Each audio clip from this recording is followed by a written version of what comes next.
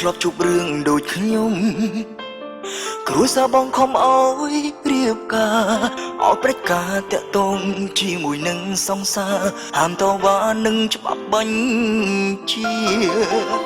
សម័យនេះហើយនៅមានទៀតឬមួយជាកម្ពីឲ្យមនុស្សស្រឡាញ់គ្នាត្រូវបែកបាំងគ្នាលែងមានវេលាជុំសាសងមិនចង់ក្រោកបើកភ្នែកឡើងសមនឹងឃើញអូនយំឈឺចាំបងរស់មានក្តីសុខឯអូនរំដូចស្លឹមអមហូលអាប់របួងបេងដូងស្គាល់ចិត្តគ្នាច្រើនឆ្នាំហើយដែរមិនអាចផ្ដាច់ចំណងជួបទឹកភ្នែកនួនអងហើយកាន់ដៃបងត្រូវឲ្យឆ្លងអុំបសាឲ្យបានបងមិនព្រមយកប្រពន្ធទេបើអូននៅតែយំបើឲ្យបងក្បត់អូនព្រោះតែមេឃរលំភ្នំរលាយអំពីផែនដីបងមិនព្រមយកប្រពន្ធទេបើមិនមែនជាស្រី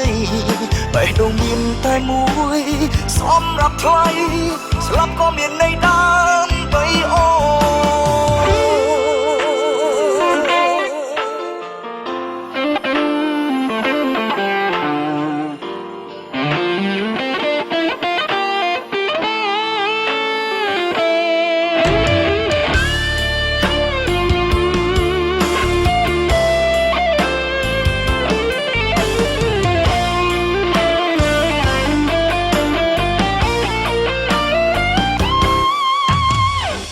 ចង់ក្រោកបើកភ្នែកឡើង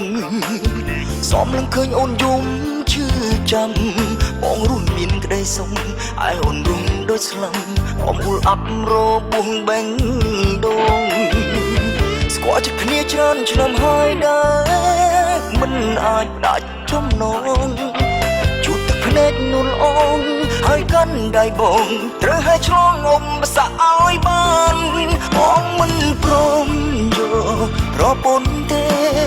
បើអូននៅតែយំបើឲ្យបងក្បត់អូនព្រោះតែមេឃរលំភ្នំរលាយអំពីផែនដីបងមិនព្រមយកប្រពន្ធទេបើមិនមែនជាស្រីបេះដូងមានតែមួយសម្រាប់ថ្លៃស្លាប់ក៏មានន័យដើម្បីអូ